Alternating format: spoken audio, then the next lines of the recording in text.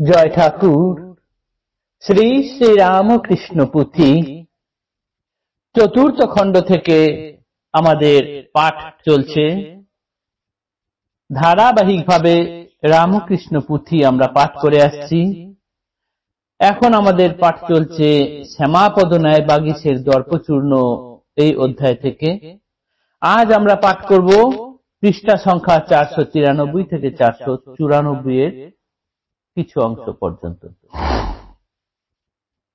গতদিনের পাঠে আমরা দেখেছি শ্যামাপদ ন্যায় বাগীশ ঠাকুরের কাছে গিয়েছেন। কথোপকথন করতে করতে সন্ধ্যা হয়ে গেছে। ঠাকুর বলেছেন, যদি মন চায় আমার এখানে থেকে যেতে পারো, সানন্দে থাকতে পারো, কোনো অসুবিধা নেই। কি মনে গেছে, শ্যামাপদ ন্যায় বাগীশ রাজি হয়ে গেছেন, তিনি ওইখানে রয়েছেন। সন্ধ্যা হলো। সন্ধ্যা হওয়ার আগে আগেই ঠাকুর উঠলেন, পঞ্চবটির দিকে বেড়াতে গেলেন। তার সঙ্গে সঙ্গে ভক্তবৃন্দ গেলেন। এই যে শ্যামাপদ ন্যায় বাগীশ ভক্তবৃন্দ সহ যে ঠাকুর বেড়াতে বেরিয়েছেন পঞ্চবটির বনের ধারে, বাগানে, গঙ্গার তীরে, মন্দিরের দক্ষিণ অঞ্চলে, পূতশলীরা জাহ্নবী গঙ্গা যেখান দিয়ে বয়ে চলেছে, পুথিকার সেই দিনের, সেই বিকালের, সন্ধ্যার এক সুন্দর বর্ণনা দিয়েছেন, যেটি আমরা আগের দিন পাঠ করেছি, দেখেছি। মা গঙ্গা যেন বারবার তার ঢেউয়ের মারফতে ছুটে আসছেন ঠাকুরের পা ধুয়ে দিতে, মন্দিরের অঙ্গন ধুয়ে দিতে, যেন তার তরঙ্গ আরো বেশি জোর হয়ে তীরের দিকে চলে আসছে। গাছে অজস্র ফুল ফুটেছে। এই সময়ে যখন ধরাধামে কোনো মহাপুরুষ অবতীর্ণ হন, তখন গাছপালা, লতা পাতা, পশু পাখি, চন্দ্র সূর্য সমস্ত কিছু যেন তাকে পাবার আশা করে থাকে। সেই আশাতেই যেন গাছেদের মধ্যেও অজস্র ফুল নয়ন মেলে তাকিয়েছে। ফুল ফুটলেই যেমন ভ্রমর আসে, ভক্ত হিসাবে সেই ভ্রমর ভ্রমরী তারা এসেছেন, বাজনা বাজাচ্ছেন তাদের গুনগুন শব্দ দিয়ে। আকাশে গাছে পাখিরা কলতান করছেন, ঠাকুরকে অভ্যর্থনা জানাচ্ছেন। লতা পাতাগুলো সব ঠাকুরকে কাছে পেয়ে, তার ভক্তবৃন্দকে কাছে পেয়ে ধন্য হয়ে যাচ্ছেন। সূর্য অস্ত যেতে যেতেও যেন উঁকি মেরে আরেকবার ঠাকুরকে দেখতে চাইছেন। ওদিকে চাঁদ উঠতে চাইছে, তারাদেরকে নিয়ে যখন চাঁদ উঠছে তখন চাঁদও একবার দেখতে চাইছেন ঠাকুর কিরকম ভাবে বেড়াচ্ছেন, আরেকটু তাকে দর্শন করি। এইরকম ভাবে ঘটনা চলতে চলতে ধীরে ধীরে সন্ধ্যা নামে। ঠাকুর আবার তার ভাবাবেশ শরীর নিয়ে ভিতরে যান, মন্দিরে যান, সেখানে গিয়ে বসেছেন। তারপর উঠে আবার হাততালি দিয়ে, যেখানে নানান দেবদেবীর ফটো ঝোলানো থাকে সেইখানে গিয়ে হাততালি দিয়ে ঘুরে ঘুরে নাচছেন। এই অবধি আমরা গতকাল পাঠ করেছিলাম। আজ আমরা যে অংশ পাঠ করব সেইখানে দেখব এই দ্বিজবরের কি ঘটনা, অর্থাৎ শ্যামাপদ ন্যায় বাগীশের কি অবস্থা হয় আজকে। তিনি তো তার ইষ্টমূর্তি, তিনি যেখানে রাত্রে রয়েছেন সেইখানে ইষ্টমূর্তি স্মরণে এনে জপে বসেছেন, কিন্তু ইষ্টমূর্তি তার স্মরণে আসছে না। সব সময় যতবার তিনি চেষ্টা করছেন দেখছেন ঠাকুর চলে আসছে। বারবার এই চেষ্টা করলেন। তিনি তো তর্কশাস্ত্রে পণ্ডিত, ন্যায় শাস্ত্রে পণ্ডিত, তাই যা কিছু হয় ঘটনা পরম্পরা তার যুক্তি দিয়ে, তর্ক দিয়ে বোঝাতে চেষ্টা করেন। তাই তিনি যুক্তি করলেন, মনে মনে যুক্তি খাড়া করলেন যে এতক্ষণ ধরে তো পরমহংসের সঙ্গে কথাবার্তা হয়েছে, ফলে সেই জন্য তার ঘটনাগুলোই আমার মনের মধ্যে ছাপ ফেলেছে, তাই তার ছবিটাই আমার চোখের সামনে ভেসে আসছে, আর কিছুই না। এইরকম ভেবে তিনি আবার বসছেন। যতবার বসছেন কিছুতেই তার ইষ্ট দেবতাকে মনে আনতে পারছেন না, উপরন্তু ততবারই ঠাকুরের মূর্তি সামনে চলে আসছে। এইরকম বারংবার হওয়ার পর হঠাৎ তার চৈতন্য উদয় হলো। 1000 বছরের জমে থাকা অন্ধকার যেমন এক নিমেষেই একটি আলোর পলকেই দ্রুত দূর হয়ে যায়, ঠিক সেই রকম তার মনে তক্ষণি চৈতন্যের উদয় হলো। তাহলে তো ইনিই আমার ইষ্ট দেবতা, ঠাকুরই তাহলে আমার ইষ্ট দেবতা, শ্রী রামকৃষ্ণ পরমহংস দেবী আমার ইষ্ট দেবতা। ব্যাস, আর কোথায় যায়। তিনি উঠে পড়লেন, জপ করা ছেড়ে দিয়ে উঠে পড়লেন। দ্রুত গতিতে তিনি মন্দিরের দিকে ধেয়ে আসছেন। মন্দিরে আনাচে কানাচে এখানে সেখানে যেসব ভক্তবৃন্দরা বসেছিলেন, দাঁড়িয়েছিলেন, গল্প করছিলেন, তারা দেখেছেন ইনি আসার সময় কি রুদ্রবেশ ধারণ করে এসেছিলেন, সেই তাকেই আবার দেখছেন হনহন করে এগিয়ে আসছে। তখন সমস্ত ভক্তরা সচকিত হয়ে গেছেন। আর শ্যামাপদ ন্যায়বাগীশ কি করলেন? উদ্ভ্রান্তের মতো ছুটে এসে যে ঘরে ঠাকুর ছিলেন সেই ঘরের মেঝেতে সোজা বসে পড়লেন। প্রথমবার যখন এসেছেন তখন তিনি বসেছিলেন ঠাকুরের সঙ্গে একেবারে ছোট খাটটার উপরে, জুতো পরে ঢুকে গিয়েছিলেন। আর এখন তিনি খালি পায়ে তো এসেছেনই, একেবারে খালি মেঝেতেই বসে পড়েছেন, কোনো আসনবিহীন। ঠাকুর তখন দ্রুত বেগে ভাবাবেশে তার ডান পা তুলে দিলেন এই শ্যামাপদ ন্যায়বাগীশের মাথার উপর। আর শ্যামাপদ ন্যায়বাগীশ তখন দেহি মে চৈতন্য ভক্তি, দেহি মে চৈতন্য ভক্তি এই রব তুলছেন আর হাউ হাউ করে কাঁদছেন, চোখের জলে ভেসে যাচ্ছে। আজকে আমরা সেই অংশই পাঠ করব। শুনো তবে হেথা কিবা করে দ্বিজবর, বসিয়া সন্ধ্যার কর্মে ঘাটের উপর। প্রথমত বাহ্য কার্য করি সমাপন, ইষ্ট ধ্যানে বসিলেন পণ্ডিত ব্রাহ্মণ। ধ্যানে ইষ্টের মূর্তি দেখিতে না পায়, হাজির সেখানে প্রভু রামকৃষ্ণ রায়। বিচার করিয়া মনে বুঝিল তখন, পরমহংসের সঙ্গে কথোপকথন। বহুক্ষণ দেখাশোনা সেই সে কারণে, কেবল তাহার মূর্তি আসিতেছে মনে।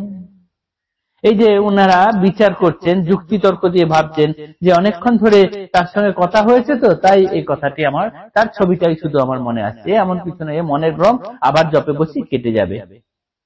বিচার যুক্তিতে মূর্তি করিয়া অন্তর, পূর্ববৎ ইষ্ট ধ্যানে বসে দ্বিজবর। তথাপি ইষ্টের রূপ চিত্তে নাহি আসে, উদয় প্রভুর রূপ হৃদয়ে আকাশে। আজীবন যেই ইষ্ট দেবের মূর্তি, স্মরণ মনন ধ্যান করে নীতি নীতি। অন্তরের পটে আঁকা ছিল মূর্তিমান, আজি সে মূর্তি দ্বিজ দেখিতে না পান। এখন আর সেই মূর্তি দেখতে পাচ্ছেন না, যাকে আজীবন তিনি মনের মধ্যে, হৃদয়ের মধ্যে গেঁথে রেখেছেন, সেই মূর্তি আজ প্রকট হচ্ছেন না। আজকে শুধু ঠাকুরের মূর্তি তার মনে চলে আসছে। এইবার তার মনে একটা সন্দেহ হচ্ছে, ভয় হচ্ছে, বিস্ময় হচ্ছে। সন্দেহ শঙ্কা বিস্ময় উদয় হৃদে নানা, ভাবিয়া না পারে কিছু করিতে ঠিকানা। সত্য তত্ত্ব বুঝিবারে বসিল ব্রাহ্মণ, ধিয়াইতে ইষ্টরূপ মনের মতন। নয়ন মুদিলে হৃদে ইষ্ট নাহি মিলে, কেবল প্রভুর মূর্তি তাহার বদলে। এতক্ষণে তিনি বললেন যে ঠিক আছে, তাহলে যিনি আমার ইষ্ট দেবতা তিনিই আমার হৃদয়ের সামনে আসুন, তিনিই আমার মনের মধ্যে আসুন বলে আবার তিনি জপে বসলেন। তখন দেখলেন যে না, সেই ঠাকুরের মূর্তি আসছেন। এতদিন তিনি যার যে ইষ্ট দেবতার মূর্তি ধ্যান করছিলেন তিনি আসছেন না, ঠাকুরেরই আসছেন। ক্রমাগত বারবার এমন দেখার ফলে এইবার ব্রাহ্মণের চৈতন্য হয়। ক্রমাগত বারবার দেখিয়া এমন, তখন আপনি মনে বুঝিল ব্রাহ্মণ। চৈতন্য উদয় এবে প্রভুর কৃপায়, ইষ্ট যিনি তিনি এই রামকৃষ্ণ রায়। এত বুঝি ধ্যান চাইছি ধায় দ্রুত বেগে, উঠে পড়ে তাড়াতাড়ি মন্দিরের দিকে। বিরাজেন যেইখানে প্রভু গুণমণি, ভক্ত অবতার সাজে অখিলের স্বামী। ভক্তগণ যারা সব আছিল বাহিরে, দ্রুতগতি আসে দ্বিজ পান দেখিবারে। সব তারে এক দৃষ্টে করে নিরীক্ষণ, কোথা যায় কিবা করে বিটল ব্রাহ্মণ। এইখানে পুথিকার বলেছেন বিটল ব্রাহ্মণ, কেননা উনি যখন এসেছিলেন যে কাণ্ডগুলো করেছেন সেগুলো তো একটাও স্বাভাবিক ছিল না, মদমত্ত অহংকারের বশে সেগুলো করেছিলেন। তাই পুথিকার বলেছিলেন যে বিটল ব্রাহ্মণ কোথায় যায়, অন্য সব ব্রাহ্মণরা, অন্য সব ভক্তরা সেগুলি দেখছিলেন। বরাবর দ্বিজবর আপনার মনে, উপনীত হইলেন প্রভুর সদনে। ভক্তগণে সকৌতুক পাছু পাছু ধায়, দেখিবারে কিবা কাণ্ড ব্রাহ্মণ ঘটায়। গম্ভীর নিস্তব্ধ ভাবে মন্দির ভিতর, নিরাসনে ভূমি দেশে বসে দ্বিজবর। গম্ভীর হয়ে তিনি কোনো আসনবিহীন ভাবেই ঠাকুরের কাছে গিয়ে মাটিতে বসে পড়লেন। আপনার ভাবেতে হইয়া মগন, হেনকালে দ্রুতগতি তরিত যেমন, হুঙ্কার সহিত প্রভু আবেশের ঘরে, থুইলা দক্ষিণ পদ ব্রাহ্মণের শিরে। চরণের গুণ কিছু না যায় বর্ণন, হৃদয়ে কমলা যাহা করিয়া ধারণ। যতনে সেবন সাধ দিবস যামিনী, পরশনে কাষ্ঠ সোনা শিলা মানবিনী। সুরতরঙ্গিনী গঙ্গা উদ্ভব যাহায়, তপঃপর মুনি ঋষি ধ্যানে না পায়। যার তেজে ব্রহ্মরজে এতেক মহিমা, পুরাণ মাহাত্ম নারে করিবারে সীমা। ভাগ্য বলে দ্বিজ আজি পাইয়া চরণ, সমাদরে শিরদেশে স্থাপন এখন। যাকে মুনি ঋষিরা তপস্যার পর যে পা বা যে চরণ কামনা করেন, যার তেজে ব্রজরজ এত তেজে এত মহিমা থাকে, সেই মাহাত্ম্যপূর্ণ পা আজ এই ব্রাহ্মণের মাথায়। এটি ব্রাহ্মণ বুঝেছেন, তাই সমাদরে আদর করে সেই মাথায় পা তিনি জড়িয়ে ধরেছেন। ভাগ্য বলে দ্বিজ আজি পাইয়া চরণ, সমাদরে শিরদেশে স্থাপন এখন। দুহাতে ধারণ করি গায়ে স্তব স্তুতি, কণ্ঠে যেন মূর্তিমতী নিজে সরস্বতী। দেহিমে চৈতন্য ভক্তি বারবার বলে, ভাসিয়া ভাসিয়া দুটি নয়নের জলে।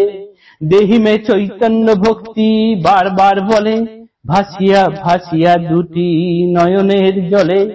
এইবার ব্রাহ্মণ বুঝেছেন, শ্যামাপদ ন্যায়বাগীশ এইবার বুঝেছেন তার দর্প চূর্ণ হয়েছে।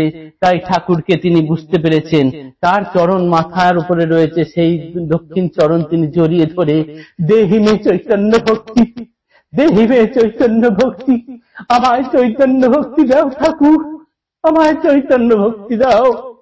এই কাঁদছেন আর মাটি ভাসিয়ে ফেলছেন তার চোখের জলে ধুইয়ে তিনি ঠাকুরের পুজো সারলেন। তার অহংকার চূর্ণ হল। তাই বোধহয় ঠাকুর কল্পতরুর দিন সকলকে বলেছিলেন, তোমাদের চৈতন্য হোক। আজকের পাঠ এই পর্যন্তই থাকলো। আগামী দিনে এই অধ্যায় শেষ করতে পারবো। জয় ঠাকুর, নমস্কার।